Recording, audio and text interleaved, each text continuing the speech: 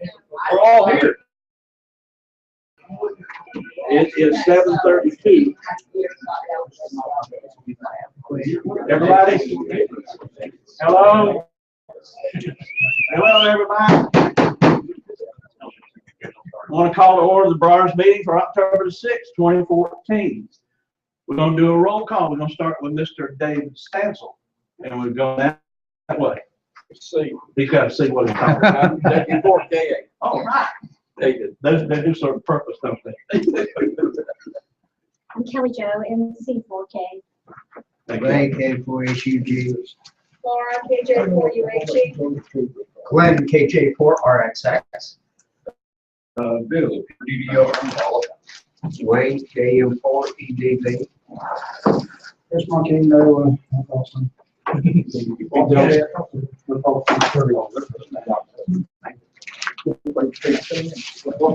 Watershed, I'm Robert K4SCX, Glenn KD4UA. Thomas KJ4DWA. KJ4BTU. Stephen KJ4RX1. Mark K4K. K4OSH. Bob Gary W8EY. Wayne W3CD. Bob WB2GJD. Tom J4ONJ. Vic K4 Zulu Echo Echo. Larry KK4JBQ. Operating the camera tonight. And I'm KD4DRA, Rick. And I'd like to welcome each and every one of you here tonight. Do we have any guests? Which I hope you go out of here with some information that will lead you down the road to becoming a ham. If you're not already, you a ham? Not yet. Not yet. I just hope we can give you enough information. We got a good program tonight. David knows a good bit about antennas, so the first thing to do is build a good antenna. You can buy the radio, but build a good antenna and get on the air. So that's where we're at right now.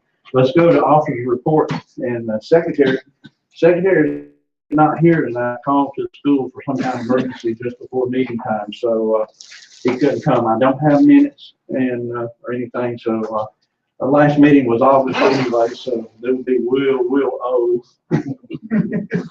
Nobody would remember him probably. So let's move over to treasurer for treasurer report. The only big expenditures we had the last couple of months was a little bit on the picnic that we spent there, and I did pay the equipment insurance. That was $286. That in the AT&T bill we had each month. Total balance of funds is $4,052.86. Of that, $100,045.69 is in the repeater fund, which we're going to spend a little bit of that. Hopefully in the next few weeks to get some more done. And we've got around $3,000 in operating. So right now we're okay. We've got dues coming in, and we'll have some ham-fest expenses coming up for too long. May's going to be here before we realize it. So, Yeah. Well, what we got 4 May, whatever, 5 meetings before May, and only 4 of them are really going to be productive because we're going to eat in December. So. Right now we're okay. We had a real good emphasis this year. We haven't spent a lot of money. Didn't have any big expenditures like we usually do, buying generators or radios or something like that. So the membership continues to grow, and please keep it on hand. It'd be great. Motion to accept. So moved. Thanks, Robert. The repeater committee is not here. Ray is here, but I'm not going to put him on the line. Nothing's going on with the repeater right now. One of the climbers has been gone, so they got a couple of things that need to be done, but nothing's pushing. So we're not really worried about that. I will ask Ray about the net, about how the net is going, your numbers so far for the net last month. We're still being good. We're down a little bit compared to what we have been in the past, but I think a whole lot has to do with the weather and situation. People get out in the yard playing and shit, checking in the mail. Yeah. But, I've got a report for September if you want. I don't need everybody's personal, but if you give me the totals across the top. The total was 1,940 check-ins, 49 pieces of traffic, 30 sessions. All right. I appreciate what you do, for the net and, alternating on Fridays. And, since all of my surgeries and everything are over with, you don't let me have that, right? Yeah. Because I can't remember, I don't remember, that's really not what to call it out. But, I'll go back to alternating on Fridays and, probably do it every Friday except for the Friday I have the meet and greet. So, like we used to do a long time ago. All my surgeries, all my doctors, everything's out of the way. Hooray, hooray. Just got therapy and that'll be done during the day. Okay, what everybody came for, David Stansel. He's got a program tonight on antennas and he's very smart. So I don't know if you can believe everything he says, but most of it anyway. Well, thank you. I told him he can keep it till people start falling asleep. Well, usually when you have a speaker from the fire department, they're in uniform, or the police department, they're in uniform. We do wear our signs. But I got a few credentials that I'll pass around and let you look at. This is some of my wallpaper. And we'll talk a little bit about that in a little while. And I bring gifts. All right. And what I've got is I got two new ball caps here. One's a Yazoo, one's High Sound. And if you can answer the question, you win the ball cap. Who can tell me what country P5 is? Top of 5. Damn, we were looking at that today. You gotta get easier, man. All right, well, I'll go a little easier. By the way, that was North Korea. And I have heard and saw on Facebook, I truly don't agree, but have heard that they have deposed that dictator. Is that true? So we saw something where it said that the military had disposed. It needs to. Yes, yeah. How well you should know. Ray's a Korea war vet. He knows the people, been around. Okay, let's try another country. Been on this week, as a matter of fact. C-21. Jeez. Come on, Gary. Hit me, buddy. I'm coming back. Let's see. We'll go a little easier then. HB0. Switzerland. No. Germany. No. No. No. Liechtenstein. HB9 is Switzerland. HB0 is the little country next to it. Must be Liechtenstein. Who said Liechtenstein? They were operating past week or so. Yes, they were. Which one you want? All right. Let's go one more. Let's see. Let's find a good up here. And we'll give this other hat away. Oh, I'm in the wrong book here. I'm in Rick's book. Hey, I might know something in that book. Let's grab it anyway. All righty. All right, let's see. Okay, this ought to be easy. 4X-ray.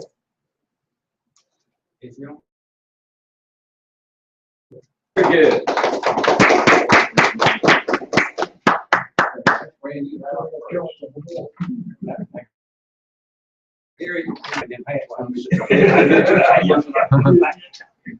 Oh man, Gary and I, my good friend, DX friend here, we went to the DX convention, which was in Pigeon Forge here a week or so ago, and we had a large time.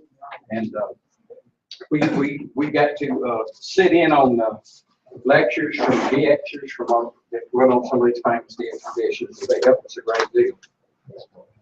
And, so we had a ball, and they had these freebie hats, so I moved everything. I don't wear a hat all that much, so I said, well, I'll get a couple of these, and I'll pass these out one at the contest, or at the club. All right. Now, I used to just do meetings from, but the older I get, I've got to have a little guide. So, y'all pardon me, I'll get my guide and we'll go chat here. When Larry called me, he asked me to speak on antennas and touched on a couple items. And so I decided tonight that I would, not knowing what the crowd would be, I'd make it very basic. We could go into a more detailed and technical one later on. But we'll start with our antennas. We won't talk about antennas tonight. First of all, good time to work on antennas because it's the fall of the year, the weather's right. And if your antenna has been up for a while, dipole, whatever, you need to drop it and check it for cleanness, check the connections, check your coaxial cable. And the things that you want to look for are, like if you've got a dipole with 239, you want to unscrew that, make sure there's no water in it, and take the steel brush up a little bit, clean that up, put it back, and make sure it's watertight. While you got your coax off, check it. Make sure it meets specifications. Now, I know a lot of you are new hams out there and you don't have analyzers, and it's nice to have an analyzer because you just put your analyzer on that coax and you can read the specifications of it, so it's within specs per the manufacturer. And that's always good because sometimes when we coax, the slightest little sliver, little bitty sliver can get crossed in there. And it just may be the way the wind blows, that the wind will open it or the wind will close it, little sliver. And it'll drive you crazy on your SWR. You go, what is going on? And then you'll have people come out to help you, and they'll come and they'll check it, and it'll be just perfect. Well, put a dummy load on the end of it, or use an analyzer, check it per the specs. But that's something good you need to do, and it's a good time of let's see now. So you want to check your connection, check your coax, make sure it's good, and seal it in watertight, and then pull it back up, making sure that your ropes that you're holding it with are good and strong, and are not afraid it's going to fall down in the winter, because nothing is worse than to be chasing some really good DX like North Korea. And you'll be in the middle of winter, the antenna goes baloney on you, and then you can't work the DX. And it's just a sickening feeling, and I've been there. But that's something you want to do. Okay. Now, like I say, it's nice to have an analyzer. By the way, just out of curiosity, how many own an analyzer? Oh, yeah, that's good. That's good. Holy cow. Well, You want to get rid of one? but if you don't, there's still ways to check. If you can use it, you can check your with that, or just the plain meter itself. But the analyzers are really nice, and they've got some really good sophisticated ones. I had the MFJ 259B. Yeah, I think a lot of y'all are familiar with it. And I just recently sold that at Chevy. I'm going to buy the new and updated version from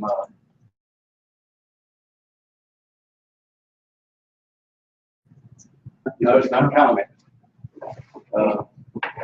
HF Solution sells it, but it's a which what? AA54. Yes. If you don't want to know, it's the AA54. A little more beefy. So it's sale right now by DX Engineering 269. I'll take it. Because that was Down $50. yeah, that thing was $300 and something. $329. Yeah. But I just ordered one, so I I'll be ordering tomorrow because I was waiting for it to see. Yeah, Great analyzer, does a few more things than MFJ. And the thing about MFJ is I'm not here knocking that, but I will say this about that analyzer. It is not the most accurate reading analyzer that I've ever owned. Its accuracy is not, well, let's put it this way. That AA54 is on the market, it doesn't move. But that MFJ, it'll play a little bit. And or complain about it for you new hands. Without MFJ, most of us wouldn't have a clue. Because they're adequate, right? I look at MFJ as a assembled kit, right? Because endlessly, something's loose, screws loose, bad solder joint, right? But, you know, I can take 4 screws out and tighten one, right? Or touch up the solder and save $500, right? So, you know, people say there's no heat kits. Well,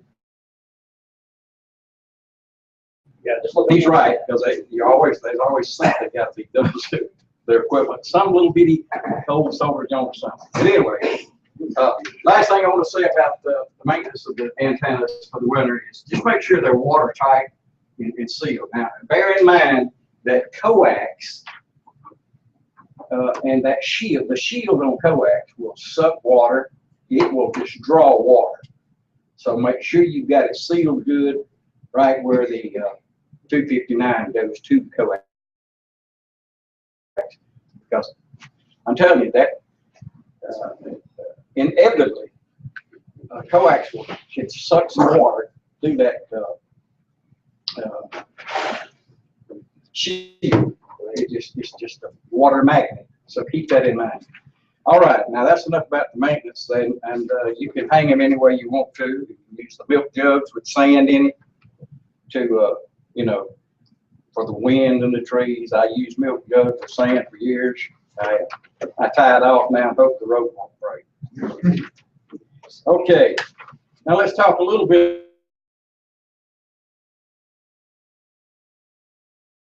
about antenna, a little on the technical side, not too much.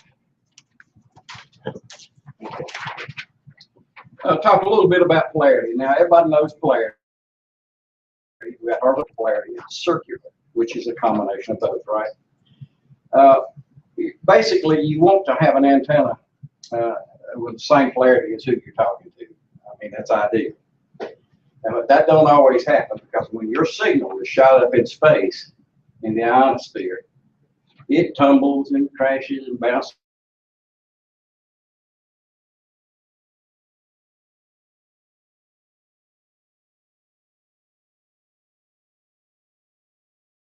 around about. So, but you want basically, for the most part, DXers usually use beams and or quads and or lately hex beams. The spider beam, everybody's familiar with that. That spider beam is very popular, very efficient. I guess easy to maintain, isn't it, Tom? Yeah, I don't have any trouble with it. It stays up there. It's very flexible, so as the wind blows, Right. it kind of moves. It is, doesn't it? It doesn't come down. It's like a spider web almost. It's just an upside down cup of wiring, and I think it's what, 2 elements per band. Yeah. It's normally a 5-band antenna. Yeah, Right. they're great antennas, but most DXers use those and or beam. Now I use a 4-element stepper. The stepper has motors on each leg of the antenna, and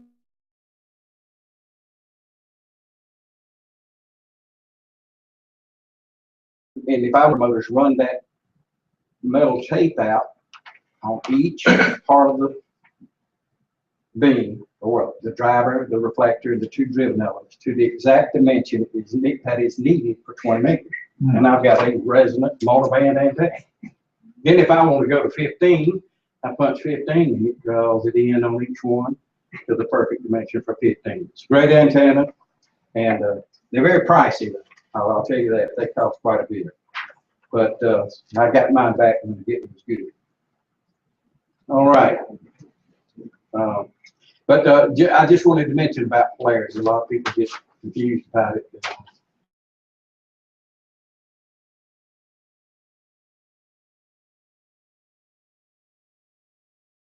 They want to, and I was brought up, verticals radiate equally poor in all directions.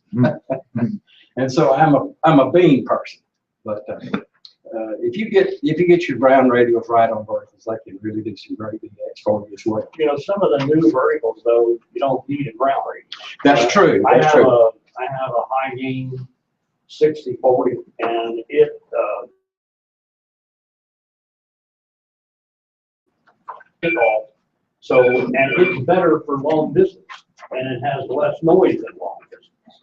So, but if you're trying to talk to somebody in North Carolina, it's not so good, right? So That's right. each antenna has a different radiation takeoff point and makes it, good for a particular situation.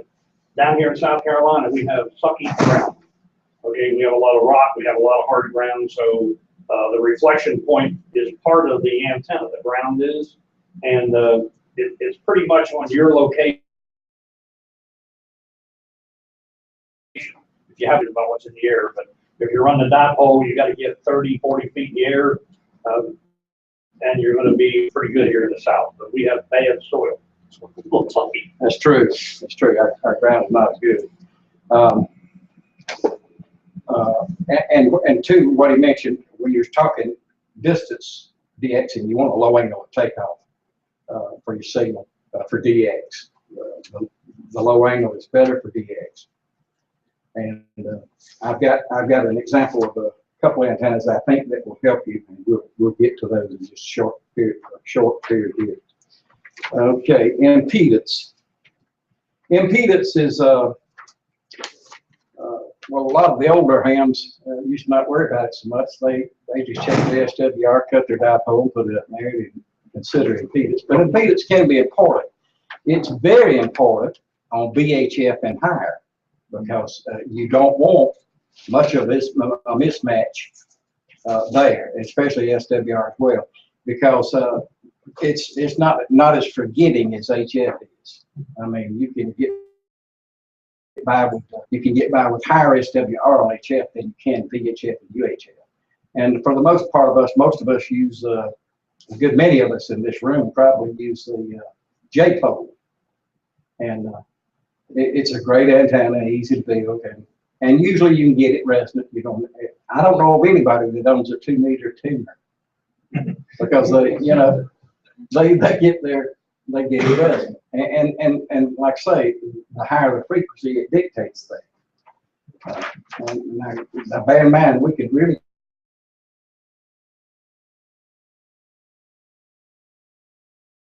get into that, but we'll not get into that on this session. But impedance, we'll talk a little bit about it when I talk about feed line.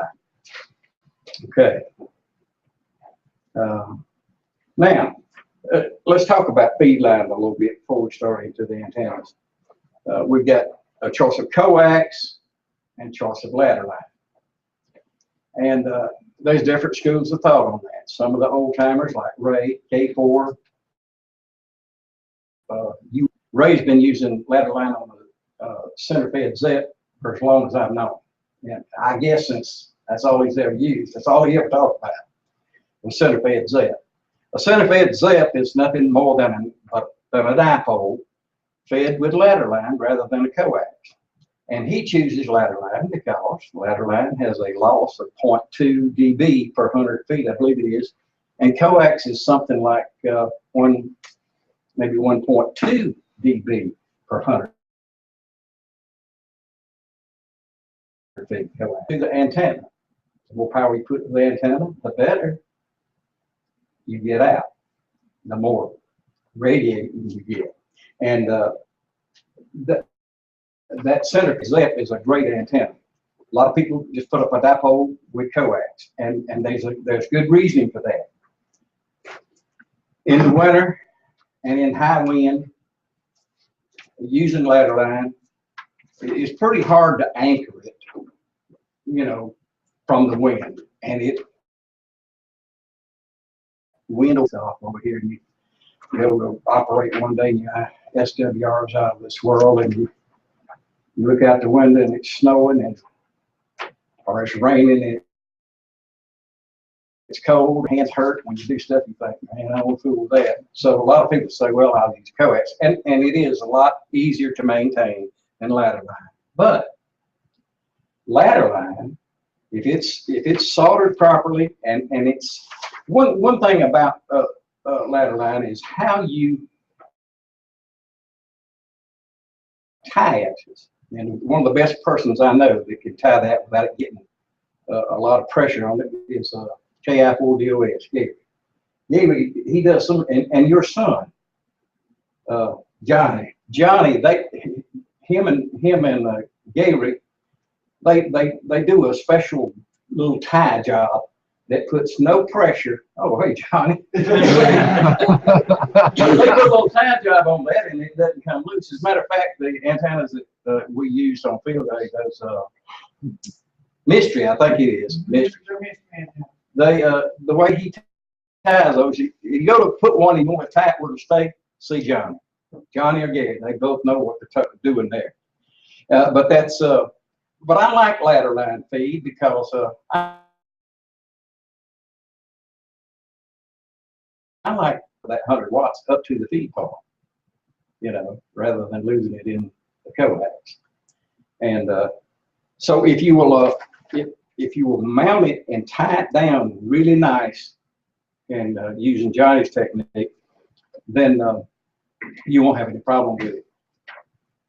Let's see now. And then, like I said, coax is it's nice to use coax too, because I think it's a little easier to water seal. Just like I say, just make sure that shield's sealed good, because it will suck water. I don't care what you say. I hear people on the radio sometimes, and they talk about the problem they're having, and they check everything.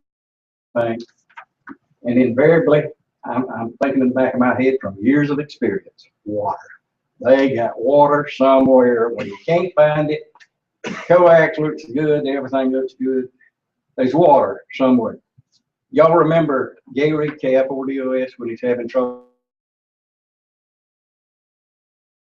with water somewhere? He took that thing down, he found it. And water will get you. How good you seal it, it can get in there. But the more precaution you take with the mounting and the more precaution you take with the sealing, the better off you'll be. And like I say, if you got antennas up now, and they've been up 3 or 4 years, it would behoove you to check your coax while we got nice weather, check your mounts and rows, and be ready for this North Korea that should come up after we got rid of that guy. Yes, sir. David, just one note. I want to share something that I discovered. I'm a cheap ham. Anybody else here like that?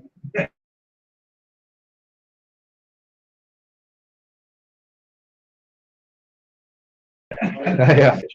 There is, if you're familiar with RVs and how they have to be sealed around the windows and all the gadgets, doors that open and like that, there's a flexible sealer. You can get a spool that big for about $8 at an RV center. And I use it on all my antennas.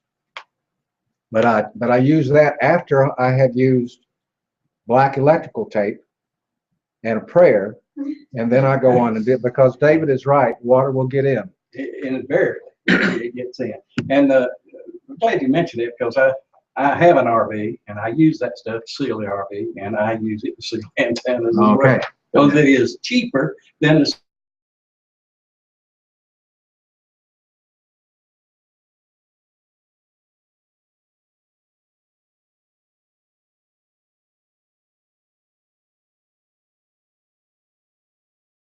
stuff you buy. Same stuff you talked about earlier.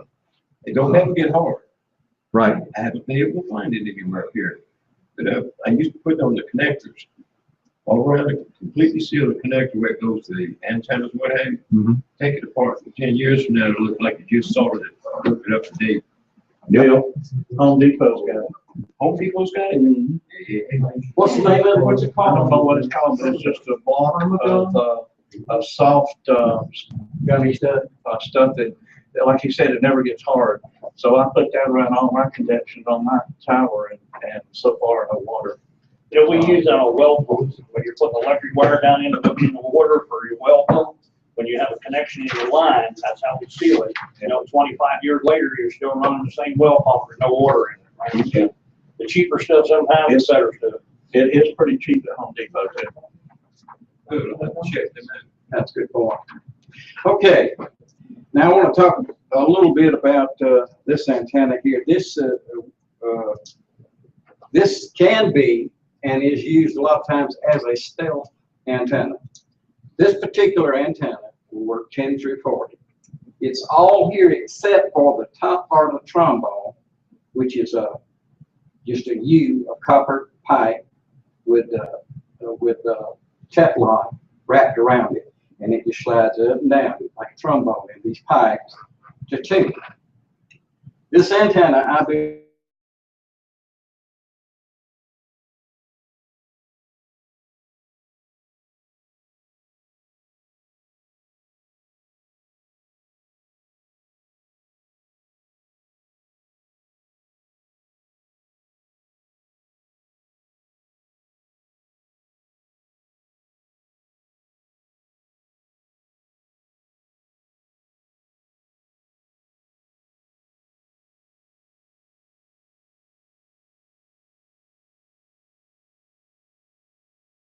it works across a magnetic field.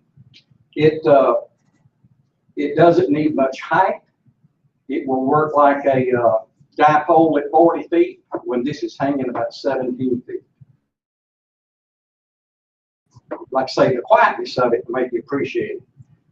You can, as you see, once the copper turns, you hang this from a tree, nobody will know you got it hardly. So it's one of the stealth antennas that I wanted to speak about. Now this is my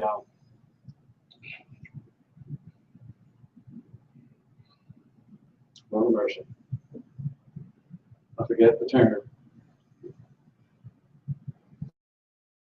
Well, anyway, this and I just soldered a 239 up here. I used a torch, put all my joints together, and wish I could think of the term for this. If anybody, Gamma match or? gamma match. Thank you, Gary. There's my gamma match, just right down here, and you can slide this a little bit for adjustment. I set this one up for 40. Works great. I can take that little tuner, push it up and down, and get it to a 1-to-1 SWR. Almost on anything, 10 through 40. It works great. And you can just take a rope, hang it in the tree.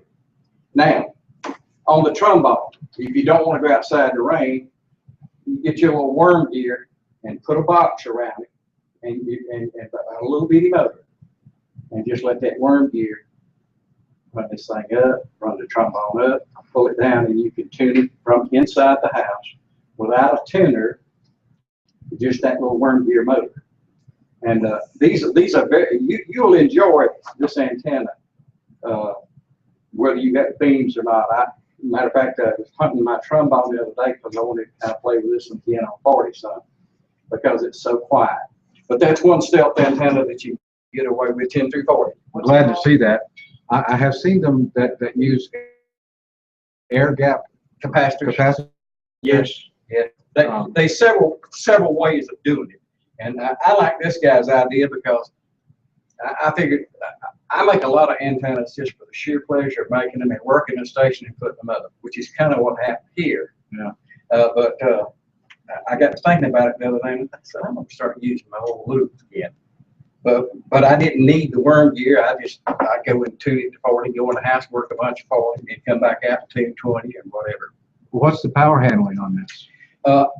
I run a kilowatt through this, and I'm not having any problem. Can it be made with smaller, or you need to make that big? You need this size pipe for at least 40. You probably could use smaller pipe on, say, if you're going to make a little 10 meter loop. And I tell you, they're quiet as a mouse. It'll amaze you how quiet they are. Are they directional? Yes, they work This way, and this way. Okay. If it was hanging up, is it a vertical or is it horizontal? It's a, If it's in this position, would it be a vertical polarization? You know, you said you could lay it on the floor. it would be horizontal. If you had that like this. Now lay it down on the floor, be vertical. If you lay it flat, be vertical. And it works. It worked together, and I'm excited to see how it's gonna work. I tuned up 10 meters and get it flat. And boy, when I just spun the dial on and I heard a guy from San Francisco, he gave me a great report. David, is it pretty broadbanded or do you have to tune it frequently? It's broadbanded on the lower, on the upper bands, but as you get down to 20, 30, and 40, it squishes in. Squeeze in. And one thing, I don't know if you want to go any smaller in diameter because the circulating currents in that are pretty darn high, and so you get IR loss, like give it a low resistance. Exactly. Now, the guy that made this loop, he says a small horizontal loop at 17 feet performs better than a full-size dipole at 35 feet. In fact, better for DX than a beam at that height because of the much lower takeoff angle. So when you're talking DX, you talk low takeoff angle. That's what you want. So a good stealth antenna there. Another good stealth antenna, if you've got a pretty good yard in the backyard, run out 85 feet of wire. In-feed it with a 4-to-1 valve. I think it's 4-to-1. I may stand corrected on the measurement, but in-feed it 80 feet up across the ground, 6 inches off the ground. Nobody will ever see it. And that'll work. Now, when I talk about these stealth antennas, we're not talking beams and killer signals, but they work, and they will work some DX, and they work, regular local stations. Another stealth one was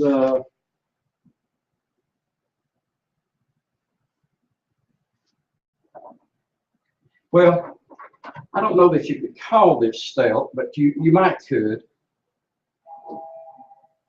The antenna I want to talk about now is a half-wave square.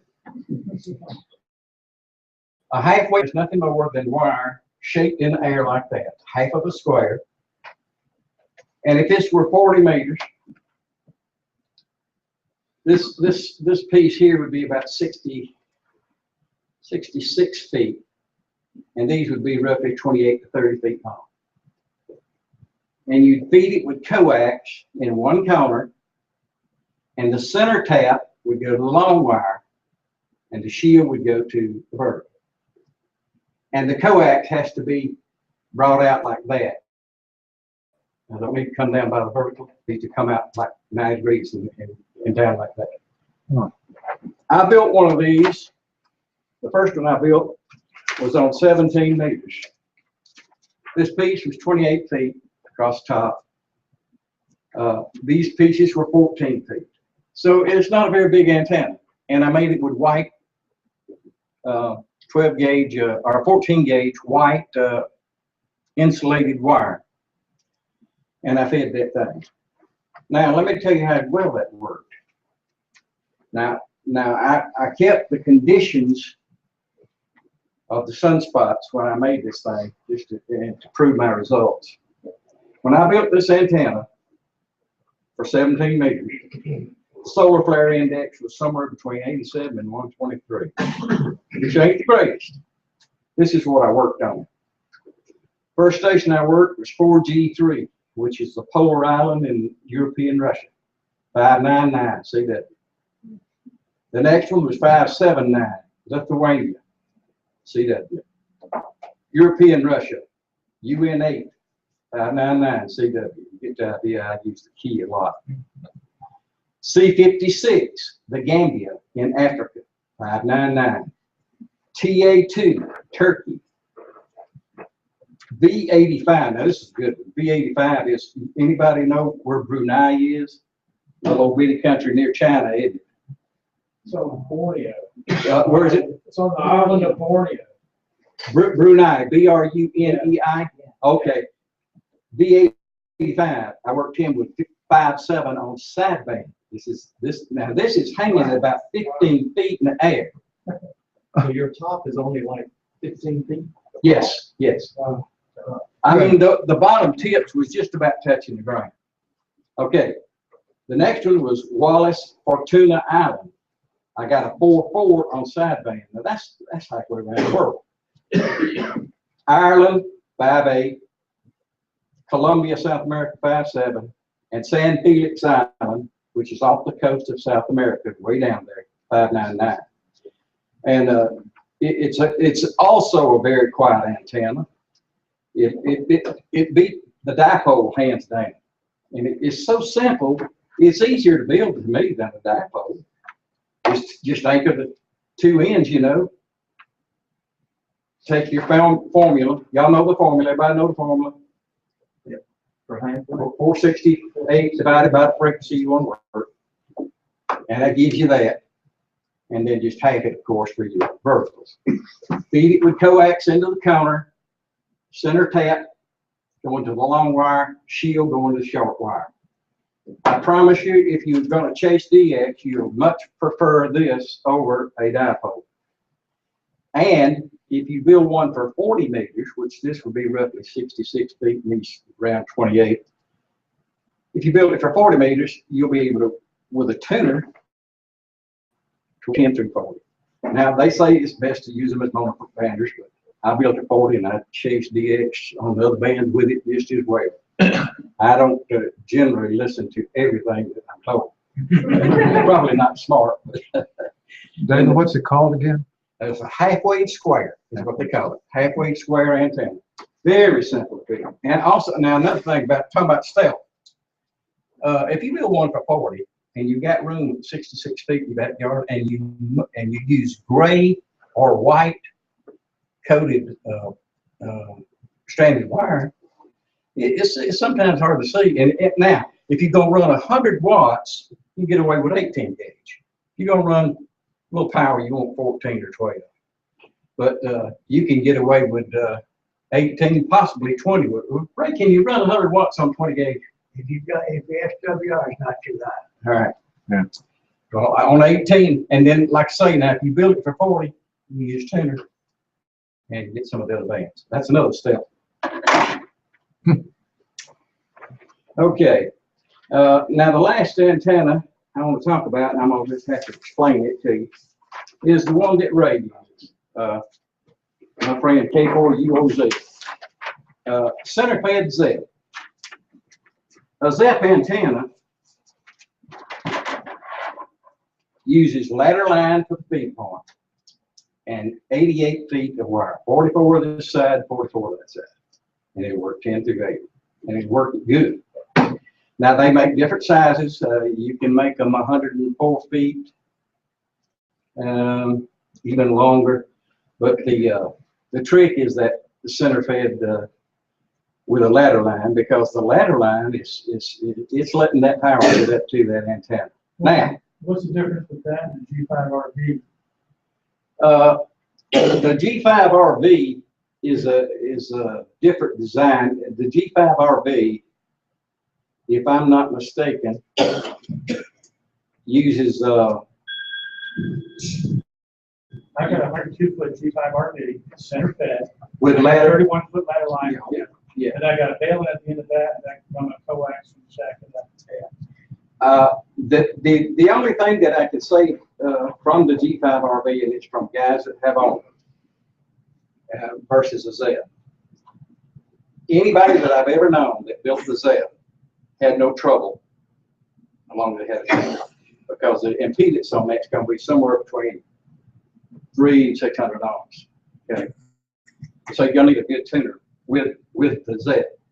On the G5RV, I've heard of guys that's run them and they've had great success with them, no problem at all. But other guys have had problems with them. It seems that your yard, your barns, different structures that near G5RV sometimes can affect them more so than a ZEP. And I don't know why, but that happens. I've been in backyards with guys and we just could not get could not get them a perfect match because of just simple structures that was in their neighborhood.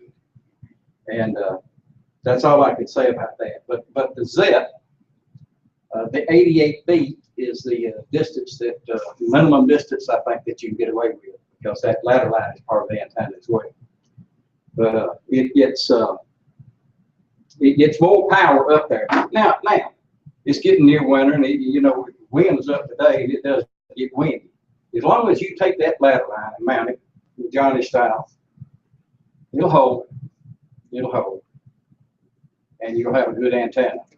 And Ray, look back on Ray, and I keep bringing him up, but every time Ray had that thing up, he didn't have no trouble. I'd be down there with a beam or somewhere with a beam, and I'd hear Ray in there on his set working the same guy I did. I'm going, we've got to check that antenna out. But Ray's a good operator too. A lot of that's experience. He knows how to listen. He knows to split. He knows how to go in there and get them. And I've learned a lot from guys like that. Now, that is all I have for the program. I've enjoyed bringing this to you, and it's been my privilege.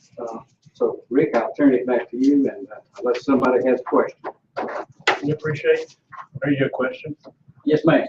With like the ZEP, for the G5 RV, we had a set amount of ladder line to use before the bow and before the coax. Is it like that with the ZEP too? We have to have a certain amount to go with, or is it just going directly to whatever the hookup is for the radio?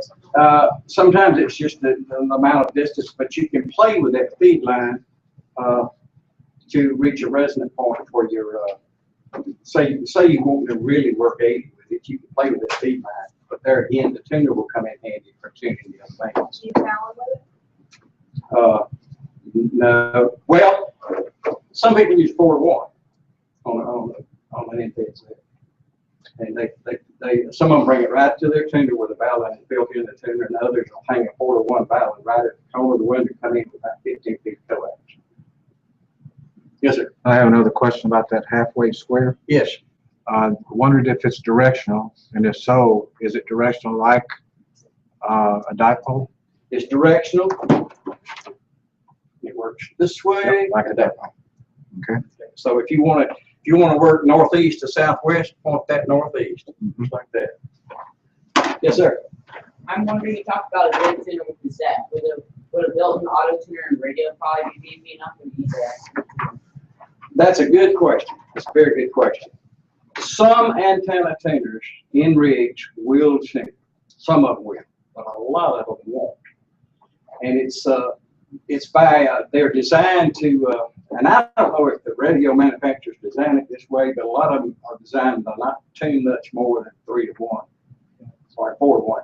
And I think it's probably just because of the warranty of their radio. However, I love Palstar tuners. I don't know how many of you use Palstar, but that thing is built like a tank, and it will tune a wet noodle. That thing is a great tuner. And I always use them. And especially if I was going to use ladder line, I would have me a good tuner outside the radio. David, one of the problems with the built-in antennas is space considerations. Yeah. They don't have room in the radio to build a full-blown antenna. That's true. And you're exactly right, because I was just thinking, the little tuner that goes in the 440s, little bitty, it ain't very big at all, that tuner. Any other? Yes, sir, Bill. I've got a question. Back in the 50s, they used to use a pair of crossed ZEP antennas, AIM-fed ZEPs with RG59, and RG8. But the transmitter was an old Navy TCS, and you have familiar with the old PT boats. That's what they were on. It had a coil inside, made by Collins. You could, on 40 meters, but those two antennas, they were 100 feet long each, and they faced north and west. I had talked to several PEs with them, Canada, Germany, South America,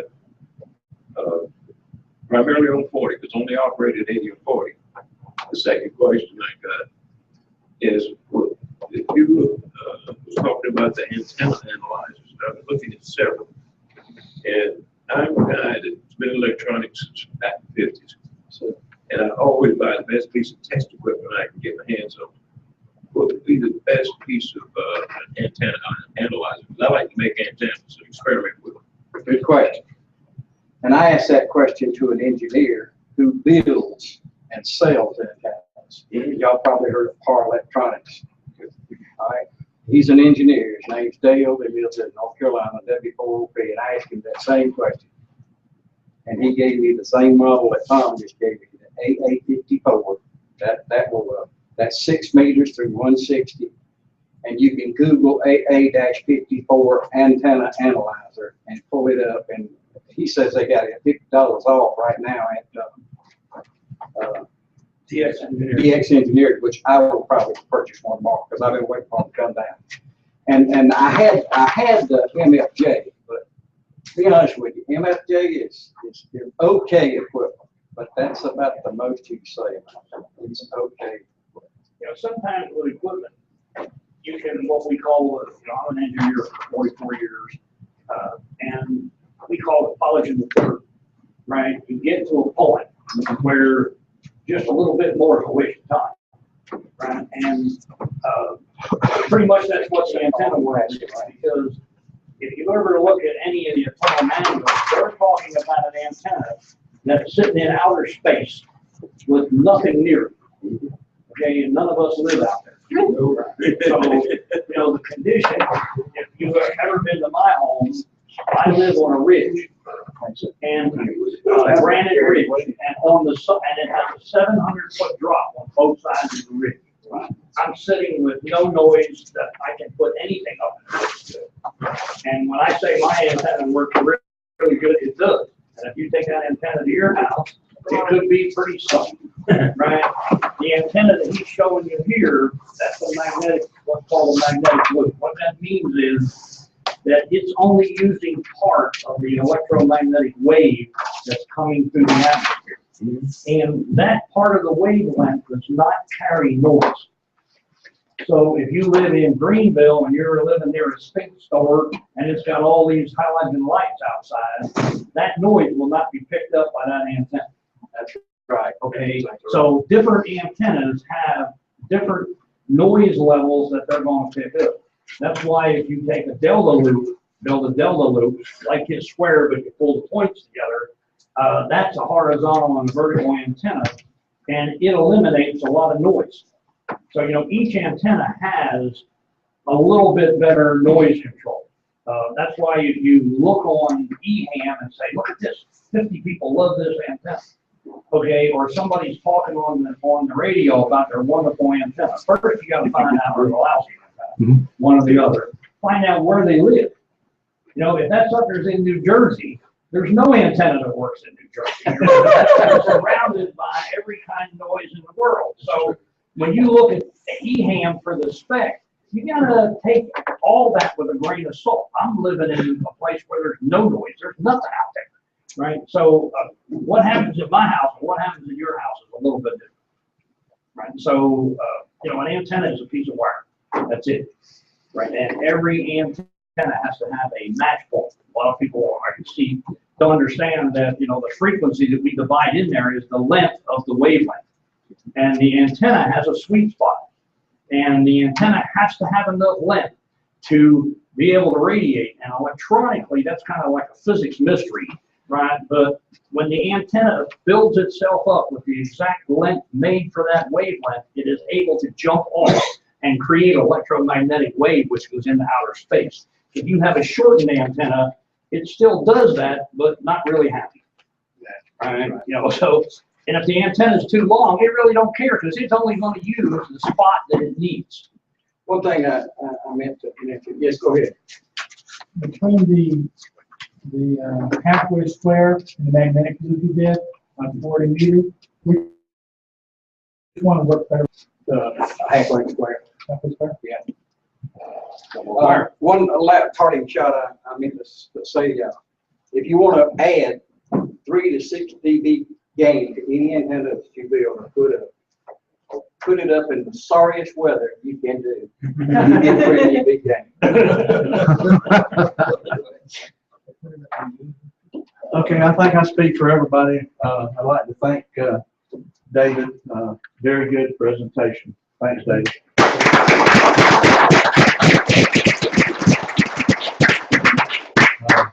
If you know anybody, in the club community, in the Anderson Club or anywhere else that you would like to have to give a presentation, you talk to people all the time and you listen on the radio and say, well, that guy seems pretty smart. You know, let Larry know. He give them a call and see if they want to come up here. In December, we won't have a program, but we need something for November though. It'd be nice. I don't know if you got anything lined up or not, but Not as yet. we need a program for November. And I don't want to ask Dave to come back right away. We'll let you rest. Okay, moving right along. And the first, next thing up, Johnny's here. So can I ask you a question, Johnny? The repeater, do you have any plans in the near future? We are currently working on brackets to hold the tree line on the outside of the tower, so we can move it to. We should be ordering the parts and having them cut up and made ready possibly in the next couple of weeks. I don't know when we're going to actually install them, but that's what we're headed. Okay. Hey, Johnny, is there anything going on with the repeater that would affect Anderson? You know, used to, y'all would test and I'd get on 5 watts and I'd get in good and clear. Not that I'm aware of. I can't get in with 10 hardly now. Okay. And I used to be able to hold the repeater from my house going to Anderson, from my house going to Greenville. Now I can only get the repeater by the time I get to Belton. When did it start? It started, goodness, I'm gonna say a year ago or better. That's because they have a location on the tower. We changed the location. Oh, oh, please put it back. I don't know about moving it back. Well, Abbeville, you know, some of the folks from Abbeville used to get in on the net. Yeah. And I'm thinking that they can't now. We're at 450 feet now. Oh. Yeah, so that might be what changed. Did you move one of the dipoles? It's omnidirectional. It's set up to be omnidirectional right now. It's not focused in any one. 450 feet, did you say? 450 feet. Why? We had that spot off to do it, so. I thought we were at 3,500 feet. No, That's the mount that says. Oh. It was at 3 feet. All for Anderson to move the fish. The antenna is 350 right now in bad. So it's gotta come down and there'll be another one goes up in its place with his house. Water. That's exactly what happened. Lots of water. So when we put the new one up, we set it up with omnidirectional, and that may be part of what's affecting you because. Well, I used to was not on. hold it and now I have to sign out, probably 8 miles before I get the house coming from Anderson, I sign out, and I can't even get on until I get to Belton. You just need to get your antenna, 100 feet higher. He needs power. Yeah. Before you make off the line, he did the antenna. Okay. All right. Okay. Very good. Thank you, Rick. All right. The other antenna. Is that it, Johnny? Yeah, it needs to come back down this side. Is that all, Johnny? Yeah, as far as I know, is everybody else pretty much happy with the performance? Is it getting any trouble? I haven't heard anybody complain. Okay. Well, if anybody- David was keeping it to himself. David? Well, It was on the silver what was going on a couple of weeks ago with, Charlotte or somewhere that was so strong. I imagine it was the propagation.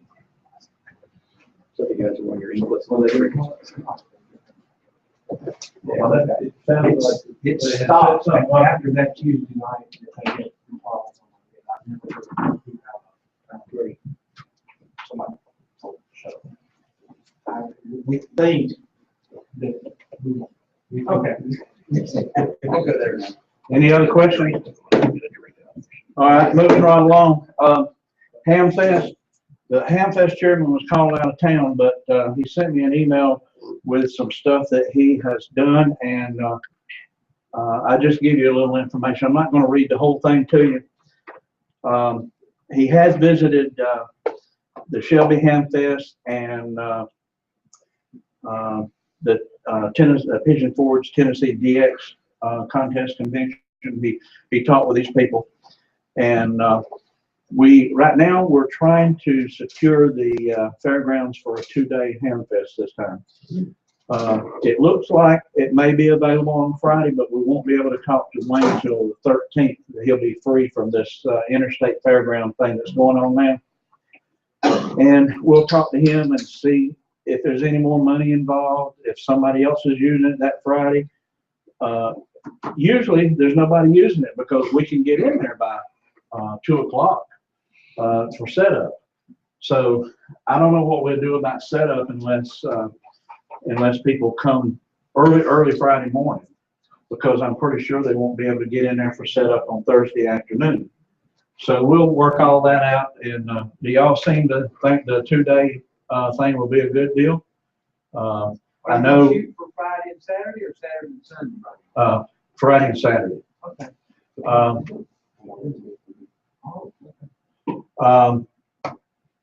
The Sunday, in most places, Sunday is just a blah day, okay? And what he's looking at is if some people work 4 days a week, or work Saturday through Thursday or whatever, and they can't get there on Saturday all the time because they're working on the weekend. Like the officer here, he may be working Saturday, he may work all weekends in the field that he's in, but he might have Friday off. So what we're looking at is maybe we can get a little bit more gate revenue out of it. And we're looking at prizes this time, and looking at changing the prize giveaway. You only have to be there for a couple of the prizes that he's looking at, the 2-hour and 3rd-hour prize or something like that. But for the main prize, you don't have to be there. And maybe we can sell some more raffle tickets, the dollar tickets. You know, if you don't have to be there to win, you may sell a few more of them. So that's what we're looking at. But we'll know more at the next meeting after we talk to Wayne and see what he's got going on. Do y'all think Friday and Saturday is good, or do you rather Saturday and Sunday? Can we go late on Friday evening? So people can come out afterwards? That's what you need to do. You needs to start, Friday afternoon and go later into the evening. Maybe like 8 o'clock, 8 or 9 o'clock. Well, we have to lock the gate by 8 or 9 o'clock. I forget what it is, but we have to lock the gate for the fairgrounds. He's very serious about that. So if we talk to the vendors and they can come out early Friday morning and set up and be ready to go by 2 or 3 o'clock in the afternoon, and then run till that night, and then start over again next morning at 8 o'clock or whatever, and then go all day Saturday. And he might be open to that. I mean, they don't shut the fair down. They don't shut the fair down. So if we, with the right money or whatever we talk to them about, we could probably go until 10 o'clock. Oh, you think so? That's how they've been doing Charlotte Campus the last couple of years. May get some more camper revenue also, for the camping sites and stuff like that. Vendors like work more worth their while. For 2 days. All right, well, we'll talk to Wayne and we'll work on that. And I like the Friday, Saturday deal. And if we can get the vendors to come early on Friday and be ready to go by 2 or 3 o'clock in the afternoon, I think that will work out good, and go till late. Did all y'all sign in? Okay. Next thing, moving on, field day. We need a field day chairman. Nathan has got too much going on with school. He was wanting to do it again, but he's got too much going on with school. He's wanting to join the ROTC program and stuff like that. So come field day, when it gets a little bit closer, I hope we can we can come up with somebody that would like to try it out. It's a lot of fun. It's not a whole lot of work. You won't be responsible for money. You won't be responsible for anything other than just some paperwork. So think about that and go on the internet and see what a field day chairman does. It's out there. Club inventory. I'm sure if you get on the internet, you've seen the pictures. We did inventory on the 6-1, and we tried to catch the snake, but he had already left the skin. So that was the only thing left of him. But everything's in order at the 6-1. There's a couple of pieces of equipment up there that doesn't belong to us. It belongs to another ham that we need to work on getting that out, getting it back to the person that belongs to. But other than that, the paperwork, the sheet that I had that I print out, it is terrible. It's probably 15 years old. It shows we got 6 or 7 repeaters, and you know we only have 2 repeaters and a backup, but it shows we got more than that. So there's a lot of work to be done on getting that straightened out. So that's where we at on the inventory.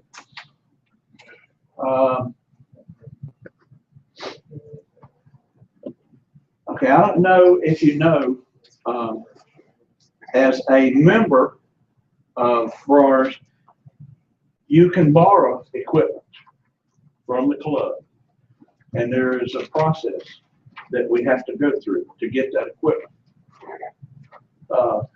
You have to fill out a form. We have to know where it is. We have to be able to retrieve it if we need it. We have to, and you need to be a member. This is a member perk. If we have something you need other than a repeater, other than something that's in operation, and we got it, sure, you can borrow it. And so we have a form that you fill out, and you can borrow it for 3 months and bring it back. We check it back in, we check it out, everything's okay. You want to reborrow it, you got another 3 months, but you can't keep it forever. So is that how you lend it out on a 3-month cycle? Every 3 months, or you bring it back? yeah, you need to bring it back. Okay. And then some people have talked about bringing it back every month. We're going to try the 3-month period right now. And then if that works out okay and everything's fine, fine. But if we got to track it down, then we're going to go to a month, because we'll go after it after a month. We'll get it back. So that's the purpose of this inventory. We're going to find out where everything's at, and then once all this is done, we'll have some equipment for sale probably. We got some old equipment that's sitting around that we don't need anymore. So we'll have a sale and get rid of it. So we'll let you know when that's going to happen and all that. I got to go to Johnny's, and we just need to plan a picnic weekend at Johnny's house on Saturday and do all that. Drag everything out. What'd you say? I said we'll drag everything out of the building and count. Yeah. And this we're keeping, this we are. That's just the way we're going to do it. We're going to, what we need, what we're going to keep, what we don't need, what we want to get rid of. Either the trash or sell it and straighten this inventory out. Let's get it down to 4 pages instead of 8 pages. I mean, there's stuff on here I couldn't tell you nothing about it. You know, if it wasn't for Ray and his memory, and you know, we wouldn't know nothing. So that's where we're at on the inventory, and we'll get that straightened out real soon, hopefully. That's all I have. Larry has been sitting over here doing the streaming tonight, and he's going to tell you what's happening and tell you what you can do when you get home to see what he's done. And then after that, then I'm going to tell you about a application that I have, and then we'll get over with this thing and end it. Has everybody signed this? Even the guests? Larry is good, Larry. Right. Don't forget about elections. Don't forget elections. Yeah. I don't even know That was on here and I skipped it. Stephen Parrish is the nominating chairman, okay? He's a guy that's calling around and see if the old people want to rerun or if there's somebody new or whatever. But that's not happening. We need 2 board members. The president's position is up for grabs. I will rerun. The secretary's position is up for grabs. He don't want to rerun, but he says he will if nobody else steps up. We have a board member that's going out, that wants to go out, but he said he will rerun if nobody comes up. So the one critical position is one board member that's critical. That we have to find a spot for one board member, okay? Because we don't have nobody there now. So think about nominations, you know, nominate somebody. But before you nominate, ask them if they want to run, because they have to be serious about coming to the meetings. And you can't miss meetings. You have to be here. In the bylaws, if you miss 3 meetings, you can be pushed out of the board or whatever position you're in, you know. And that's what happened to one of the board members this year. Just continually missing meetings. So think about it. If you want to run, be sure you can be here. There's always an excuse that's acceptable for not being here. You get run over, you get killed, or the doctor whacks one of your hips out. But anyway, think about that. And the parish's email address is online on the BRARS webpage and on the Facebook BRARS page also. Was there anything else you wanted to add? Do you want to nominate anybody at this meeting? Me? No. Is there anybody here that wants to nominate anybody or wants to step up as a position? What? I'd like to nominate for a position of member of the board, director of the board, Robert WR8RW. I've spoken with him and he's willing to serve.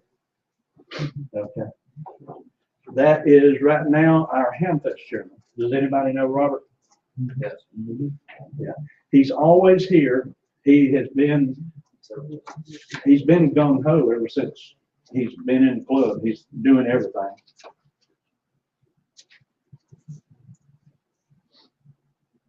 You don't have to nominate somebody, you can just volunteer yourself. Makes it easier. All in the military, huh? Yeah, everybody stand up and let me see, what is it? One step back, or what is it? One step. Gomer Pyle always lost. But anyway, think about that. Elections in November, and I'm sorry that I let it get by me. The writing is so small. And I have my glasses, but I got them in the wrong place. But November, we will vote for new positions that will start. They will start in January, but they need to be at the December meeting for transition.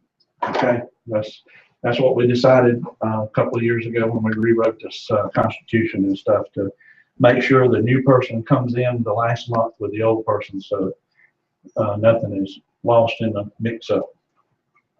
Anybody have anything else about the elections? Okay, start thinking.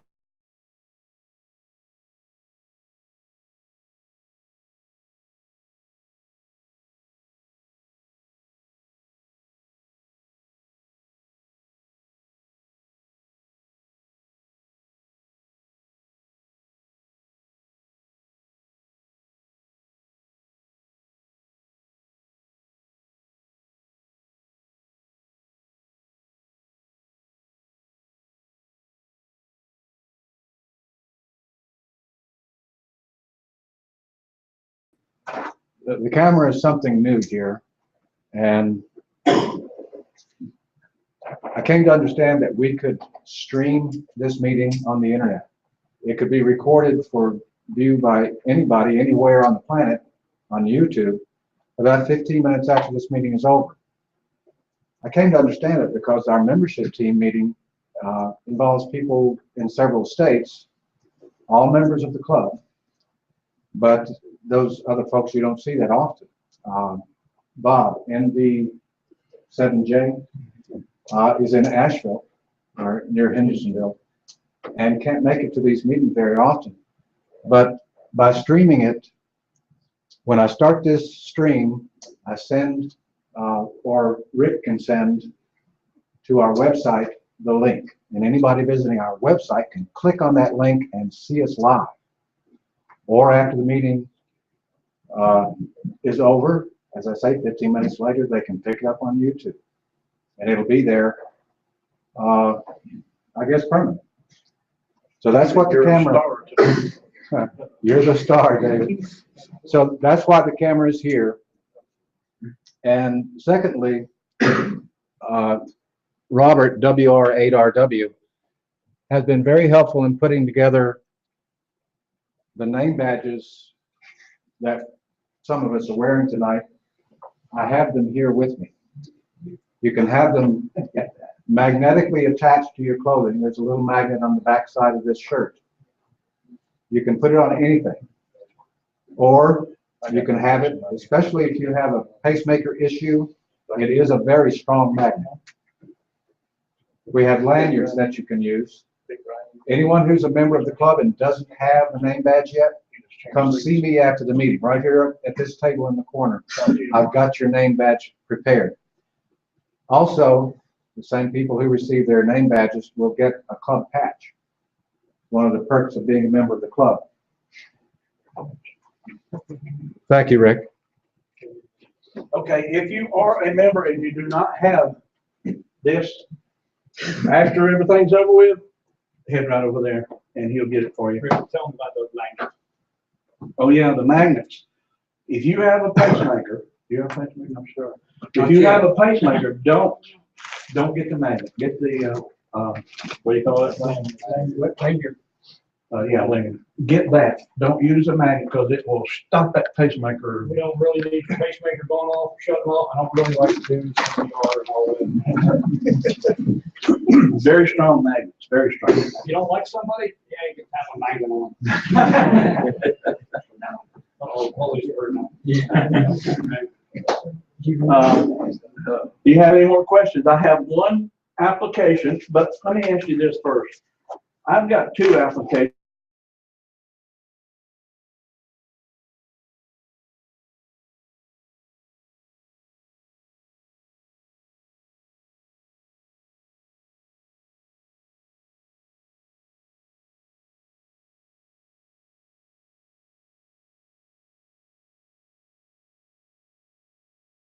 KK4 VGC, that is Thomas M. Clark.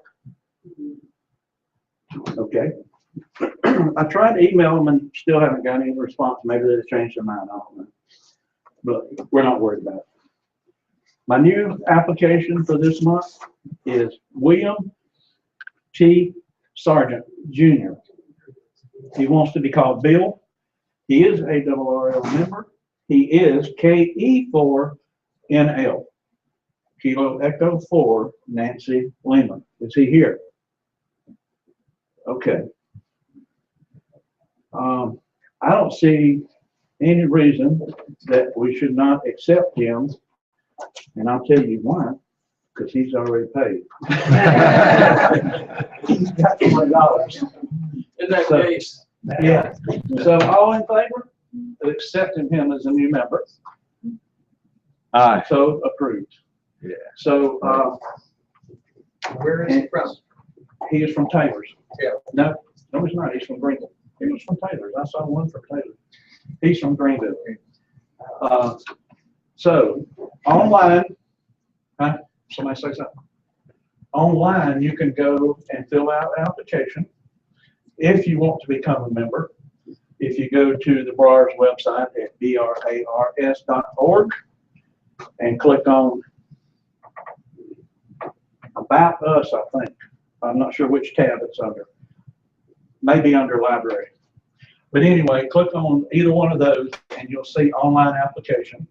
And then you fill out the online application and there's a link on the application itself at the bottom that you can click to pay.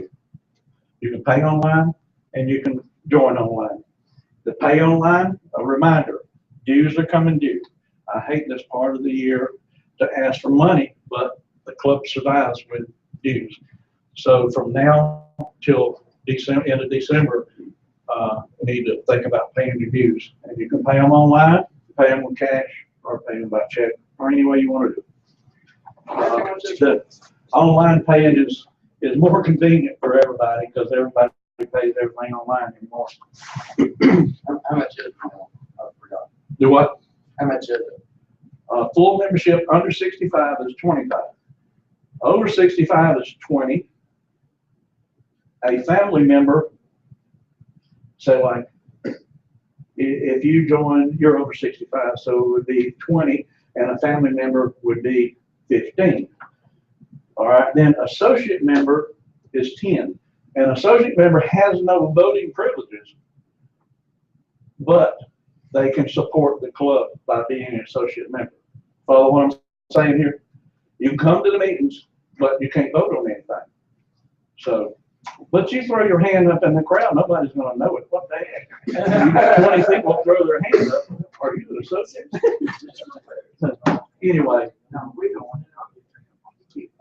So, any questions before we go home? Oh, by the way, those are not door prizes back there. I was hoping for it, but nice looking door prizes, I like that. Anything else? And I'm sorry about no prize, no drawing tonight. The tickets and everything are with my son Eddie. So next time, what is it up to now? Do we have a winner? Well, we didn't have a winner in September. It'll be 20. It'll be 30 next month. Since we didn't have one tonight, it'll be 30 next. Okay, so next month the door prize will be $30. So that might be an incentive to come to a meeting. I appreciate everybody coming. What? I joined in, I think it was July. My name was on the list to sign in. Who I need to see? What's your name? Mark Allenboy. You sure you weren't on there? Because I put you in there. Because I know I put you in there. Unless you spelled it wrong. Yeah. Did you get your Gmail thing? Did you get the Gmail invitation? Because I know I put all that in. I know I did. I'll go back and check it out and find out what's happened. But if you weren't on the list, I believe you weren't on the list. I'm not arguing with you there, but I'll have to go back and find out why. Sometimes when you update this program, I don't know why, but it's a computer. I've seen it drop out people before. So, and I don't know why it does that. But I'll make sure that you're on the list, and I'll make sure you get your Gmail invitation because it's your live word every month. It comes by that Gmail group. So, Alan Dorff is not on here. Maybe I printed this after I put you in. I don't know. But I will find out. I wrote my name at the end of it. Okay, thanks. Any other questions?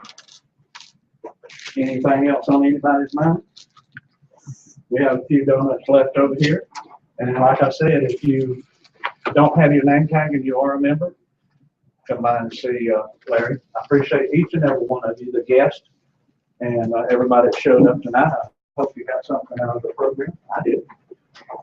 I learned how to build a new antenna. I'm going to build a new antenna. So, motion to adjourn? So moved. All in favor? You got me a card there.